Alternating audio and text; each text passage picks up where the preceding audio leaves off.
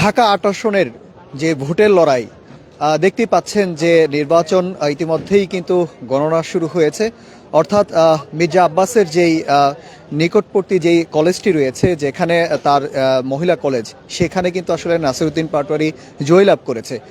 আমাদের কাছে যে তথ্য রয়েছে ৭ ভোটে তিনি আসলে জয়লাভ করেছে। আমার সহকর্মী সাদি তিনি সারাদিনই কিন্তু সকাল ৭:৩০ থেকে অর্থাৎ একেবারে ৪:৩০ পর্যন্ত কিন্তু আসলে ভোট গ্রহণ থেকে শুরু করে ভোট গণনা পর্যন্ত কিন্তু তিনি ছিলেন।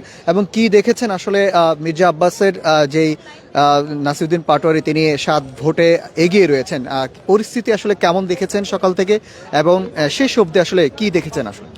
আপনাকে প্রথমেই ধন্যবাদ নাহিদ। আপনি জানেন যে আজকে সকাল 7:30 থেকে ভোট গ্রহণ শুরু হয়েছে এবং ভোট গ্রহণ শুরু হওয়ার পর আমরা দেখেছি রাজধানীর পল্টন, নয়াপল্টন, আশেপাশে সেগুনবাগিচা, শাহবাগের ঢাকা বিশ্ববিদ্যালয় এরিয়ার যতগুলো ভোট কেন্দ্র রয়েছে সবগুলোতে আসলে ভোটারের উপস্থিতি তুলনামূলক মোটামুটি বেশি ছিল। যে মানুষজন যেমনটি আশা করেছিল তার চেয়ে তুলনামূলক বেশি ছিল। এবং আমরা যে ভোট গণনা যখন শুরু হয় অর্থাৎ 4:30 নাগাদ যখন ভোট গণনা শুরু হয়েছে তখন আসলে যে ফলাফলগুলো বিভিন্ন কেন্দ্র থেকে যখন আসতে শুরু করে তখন আমরা দেখেছি যে বেশ কয়েকটি কেন্দ্রে নাসিরউদ্দিন পাটোয়ারি এগিয়ে রয়েছেন, কিছু ভোটে তিনি এগিয়ে আছেন এবং তারই মাঝে একটি কেন্দ্র রয়েছে মির্জা আব্বাসের একেবারে বাসার কাছে যে স্থান বলা হয় মির্জা আব্বাসের দুর্গ বলা হয়ে থাকে, সেই শাহজাহানপুরের মির্জা আব্বাসের নামকরণ করা একটি যে কলেজটি রয়েছে মির্জা আব্বাস মহিলা কলেজ, সেই মহিলা কলেজ কেন্দ্রের ভিতরে নাসিরউদ্দিন পাটোয়ারি তিনি ৭ ভোটে এখন পর্যন্ত আসলে এগিয়ে আছেন। এবং এই যে কিছুটা এগিয়ে থাকা বা এই যে জয়, সেই জয়ের কারণে আমরা দেখেছি ইতিমধ্যে আসলে নাসিরউদ্দিন পাটোয়ারির যারা সমর্থক রয়েছে তাদের মাঝে বেশ উচ্ছ্বাস আনন্দ আমরা কিন্তু লক্ষ্য করছি। শুধু এই কেন্দ্রটি নয়, বেশ কয়েকটি কেন্দ্র থেকে ধীরে ধীরে ফলাফল আসতে শুরু করেছে। যেহেতু সেগুলো বেসরকারি ফলাফল, সেটি আসলে যাচাই বাছাই ছাড়া আমরা প্রকাশ করছি না এবং বেশ কয়েকটি কেন্দ্র থেকে ইতিমধ্যে আসলে ফলাফল আসা শুরু করেছে। এবং আপনাদেরকে জানিয়ে রাখতে চাই যে আজকে সকালবেলা যখন নাসিরউদ্দিন পাটোয়ারি তিনি বিভিন্ন কেন্দ্র পরিদর্শন করেছিলেন, তার মাঝেই দুপুর নাগাদ তিনি একটি কেন্দ্র পরিদর্শনে যান শাহজাহানপুর এলাকার, এবং সেখানে যে কেন্দ্রটি ছিল সেটি হচ্ছে রেলওয়ে উচ্চ বিদ্যালয়ের নামে নামকরণ করা একটি কেন্দ্র। সেই কেন্দ্রতে নাসিরউদ্দিন পাটোয়ারি প্রবেশ করার পরপরই আসলে একটি হট্টগোল সৃষ্টি হয়, যে হট্টগোলের মাঝে আসলে হাতাহাতির ঘটনা ঘটে। নাসিরউদ্দিন পাটোয়ারি এবং নাসিরউদ্দিন পাটোয়ারি যারা সমর্থক ছিলেন তাদের সাথে তার যে বিপরীত প্রতিদ্বন্দ্বী রয়েছে, নিকটতম প্রতিদ্বন্দ্বী, সেই প্রতিদ্বন্দ্বীর সমর্থকদের মাঝে হাতাহাতি এবং কিছুটা স্লোগান উত্তপ্ত পরিস্থিতি আসলে সৃষ্টি হয়। আর তখন নাসিরউদ্দিন পাটোয়ারি সেখান থেকে সেনাবাহিনী এবং পুলিশের সহায়তায় বের হয়ে আসেন। তারপরে বের হয়ে এসে সেখান থেকে তিনি সেগুনবাগিচা কেন্দ্রে যান এবং সেই কেন্দ্রটি পরিদর্শন করেন এবং সেখানে তিনি গণমাধ্যমের সাথে কথা বলছেন। গণমাধ্যমকে তিনি জানিয়েছেন যে তাকে অবরুদ্ধ করে রাখা হয়েছিল এবং সেখানে তিনি সেনাবাহিনীর সহায়তায় বের হয়েছেন। এবং এই যে তার বের হয়ে আসা, তার এই যে ভেতরে আটকে থাকা, এই যে একটি বিষয় আসলে এটিও আসলে মানুষের মাঝে অনেকটা আসলে সিম্পেথি বা মানুষের মাঝে যে আবেগ, সেই আবেগের কাছ থেকে আমার মনে হয় যে তিনি বেশ কয়েকটি ভোট আসলে ওই আসনগুলোতে, ওই কেন্দ্রগুলোতে বেশি পেয়েছেন আমার মনে হয়। যেহেতু এটা মির্জা আব্বাসের দুর্গ বলা হয় ওই এলাকাটায়, সেখানেই আসলে নাসিরউদ্দিন পাটোয়ারির একটি বড় জয় বলা চলে। ৭ ভোটও কিন্তু আসলে অনেক বড় ব্যবধান ভোটের মাঠে বা রাজনীতির মাঠে। সারাদিনই তো আপনি ভোটের মাঠে ছিলেন এবং কয়েকটা কেন্দ্রে আপনি গিয়েছেন, কোথাও কোনো অনিয়ম বা দেখেছেন কিনা আসলে?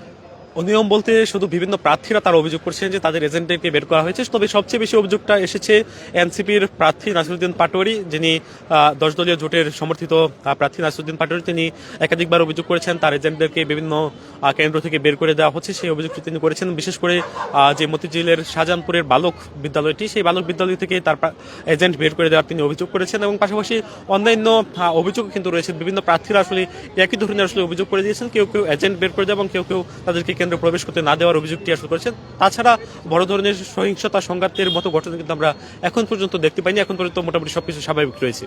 সকাল থেকেই তো আপনি ছিলেন 7:30 থেকে, কেমন ভোটার আসলে উপস্থিতি দেখেছেন আপনি? বেলা যত বেড়েছে ততই ভোটার উপস্থিতি বেড়েছে। আমি সকাল 6টা থেকে বের হয়েছিলাম। সকাল 6টা থেকে শাহবাগ, ঢাকা বিশ্ববিদ্যালয় উদয়ন কেন্দ্র, ঢাকা বিশ্ববিদ্যালয়ের যতগুলো ভোট কেন্দ্র রয়েছে সবগুলো আমি প্রদক্ষিণ করে তারপরে আমি আশেপাশে সেগুনবাগিচা, পরিবাগ সহ যে সকল কেন্দ্র রয়েছে, পাশাপাশি ইস্কাটন, সবগুলো আসলে আমি পরিদর্শন করেছি। ঢাকা 8-এর যতগুলো ভোট কেন্দ্র রয়েছে সবগুলো পরিদর্শন করার পর যেমনটি দেখেছি যে সকাল 9টা নাগাদ ভোটার উপস্থিতি একেবারেই কম ছিল। তবে বেলা যত গড়িয়েছে, বেলা যত বেড়েছে ততই আসলে ভোটার উপস্থিতি একেবারে আশানুরূপ ছিল। আইন শৃঙ্খলা বাহিনী এবং সেনাবাহিনী সকল যৌথ বাহিনীরা কিন্তু কাজ করেছে। কেমন আসলে তাদের পরিবেশ দেখেছেন? তারা কি নিয়ন্ত্রণে রেখেছেন কিনা আসলে ভোট কেন্দ্রের যে 400 গজের ভিতরে কোনো নেতাকর্মীরা যারাই প্রতিদ্বন্দ্বিতা করছেন তাদের যারাই সাথে রয়েছেন তারা কি আসলে নির্বাচন কেন্দ্রে কোথাও কোনো অনিয়ম বা সেটি কিন্তু আসলে আপনাদের চোখে পড়েছেন কিনা, এবং রিটার্নিং অফিসারের সাথে কি আপনারা যে যে কেন্দ্র ঘুরেছেন সেখানে কত পার্সেন্ট ভোট কাস্টিং হয়েছে এই বিষয় নিয়ে আসলে কি দেখেছেন?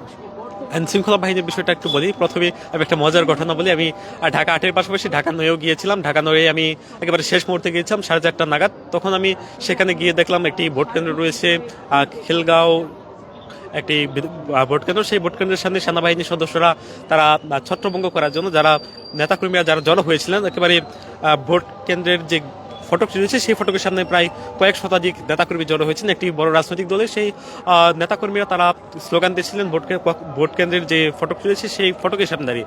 তখন সেনাবাহিনীর একটি টহল টিম এখানে সামনে দিয়ে যাচ্ছিলেন। তখন সেনাবাহিনীর টহল টিমটি নেমে চারপাশ দিয়ে ঘিরে ধরে তাদেরকে ধাওয়া দিলে তারা ছত্রভঙ্গ হয়ে যায়। শুধু এটি নয়, তাদেরকে ধাওয়া দিয়ে 400 মিটার নয় একেবারে 800 মিটার পর্যন্ত তাদেরকে সরিয়ে দিয়ে এসেছেন। এটা ওই সেনা কর্মকর্তা যিনি দায়িত্বরত মেজর ছিলেন তিনি কিন্তু আসলে জানিয়েছেন যে এই যে শুধু ওই দলটি নয়, এখানে যতগুলো দল ছিল সকলের কর্মী যারা শুধুমাত্র বৈধ কর্মী রয়েছেন বা যারা এখানে এজেন্ট বা অন্যান্য যারা দায়িত্বরত যারা থাকে তাদেরকে ছাড়া সবাইকে আসলে এখান থেকে সেনাবাহিনী সরিয়ে দিয়েছে। এবং শুধু এটি নয়, আমি একেবারে ঢাকা 8-এর যে আইন শৃঙ্খলা পরিস্থিতি সেটি বেশ ভালো ছিল। আমি দেখেছি সকাল থেকে বিভিন্ন কেন্দ্রে শুধুমাত্র বেশ কয়েকটি কেন্দ্রে পুলিশের কিছুটা নীরব ভূমিকা দেখেছি। নীরব বলতে শুধুমাত্র একেবারে বলা চলে যে নীরব বলতে আমি বুঝিয়েছি যে পুলিশের উপস্থিতি কিছুটা কম ছিল। পুলিশের যে আশানুরূপ যে তাদের কঠোর অবস্থান বা সেরকম কিছু আমি আসলে লক্ষ্য করেছি। বেশ কয়েকটি কেন্দ্র নয়, শুধু হাতে গোনা 2 থেকে 1টি কেন্দ্রে আমি এই দৃশ্যটি দেখেছি।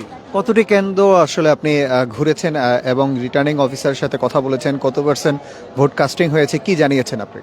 আমি আজকে সারাদিনে আমার কাছে একটা লিস্ট করা ছিল যে কোন কেন্দ্রগুলোতে আসলে ঝুঁকিপূর্ণ, সেই ঝুঁকিপূর্ণ কেন্দ্র অনুযায়ী আমি আসলে ঘুরেছি। তার মধ্যে প্রায় 10 থেকে 12টা কেন্দ্র, তারও বেশি হবে ঢাকা 8-এর ভেতরে। আমি সবগুলো কেন্দ্রে ঝুঁকিপূর্ণ ছাড়াও আমি বিভিন্ন কেন্দ্রে প্রবেশ করেছি এবং সেই কেন্দ্রগুলোতে প্রবেশ করে দেখেছি একেবারে ভোটার উপস্থিতি কিছুটা স্বাভাবিক ছিল। সকালের দিকে কম ছিল, পরবর্তীতে ভোটার উপস্থিতি বাড়তে থাকে এবং প্রিজাইডিং অফিসার বা দায়িত্বরত যারা আছেন তারাই আসলে বেশ সহযোগিতা করছেন। পাশাপাশি আমি আরও একটা কথা বলি, সেটা হচ্ছে আইন শৃঙ্খলা বাহিনীর সদস্যরা, সেনাবাহিনীর সদস্যরা ভোটারদেরকে বিভিন্নভাবে সহযোগিতা করছিলেন। বিশেষ করে যখন ভোটাররা যারা একেবারে বৃদ্ধ ভোটার তারা যখন হেঁটে আসতে পারছিলেন না, সেনাবাহিনীর সদস্য কয়েকজনকে আমরা দেখছি তাদেরকে কুলে করে এনে ভোটের যে কক্ষ সেখানে আসলে ভোট প্রদান তাকে সহযোগিতা করছেন। সাধারণ ভোটাররা তাদের মধ্যে আসলে কি উচ্চতা বা তাদের মধ্যে একটি আনন্দ প্রকাশ দেখেছেন কিনা এবারে যে নির্বাচন, ত্রয়োদশ জাতীয় সংসদ নির্বাচনে কেমনটা আসলে দেখেছেন আপনি ঢাকা 8 আসনে? এই যে প্রথমবার যে ভোট দেওয়ার অনুভূতি সেটি আসলে অনেকের সাথে আমরা কথা বলছি, তরুণ তরুণী তারা বলেছেন এই যে প্রথমবার ভোট দিতে পেরে তারা বেশ আনন্দিত উচ্ছ্বসিত। তারা প্রথমবার ভোট দিচ্ছেন। তো অনেকেই আসলে বিগত সময় ভোট দিতে পারেনি। আমার সাথে একজনের কথা হয়েছে যিনি 12 বছর আগে ভোটার হয়েছেন, তবে তিনি একটি ভোটও দিতে পারেননি। আজকে প্রথম তিনি ভোট দিচ্ছেন। তিনি একটি রাজনৈতিক দলেরও কর্মী, নারী কর্মী। তিনি আসলে এমনটি আসলে জানিয়েছেন এবং তিনিও বেশ আনন্দিত। তিনি তার প্রার্থীকে ভোট দিয়েছেন, তিনি সেটি আসলে বলছিলেন। তো একই চিত্র আসলে সারা দেশ থেকে আসলে তুলে উঠে এসেছে। কোথাও কোনো জাল ভোট বা অনিয়ম সেটিকে আসলে আপনাদের চোখে পড়েছে কিনা, বা আপনাদেরকে আইনশৃঙ্খলা বাহিনী সেটি জানিয়েছেন কিনা, বা প্রিজাইডিং অফিসার জানিয়েছেন কিনা?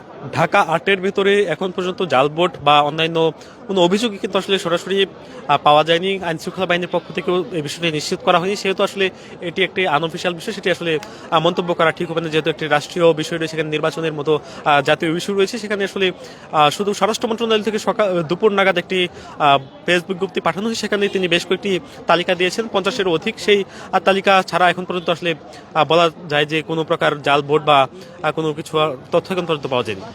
দর্শক, জানাচ্ছিলাম ঢাকা 8 আসনের সকাল থেকেই ইত্তেফাকে আপনারা লাইভে দেখেছেন নাসিরউদ্দিন পাটোয়ারি, যিনি জাতীয় নাগরিক পার্টির প্রার্থী এবং বিএনপির আলোচিত মুখ আপনারা জানেন মির্জা আব্বাস, তিনি কিন্তু সেখানে ধানের শীষ প্রতীকে লড়ছেন।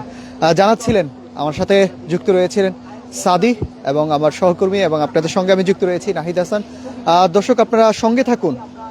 জাতীয় নির্বাচনের ফলাফল আপনাদেরকে সকল লাইভে কিন্তু ইত্তেফাকের মাধ্যমে আপনাদেরকে দেখাবো।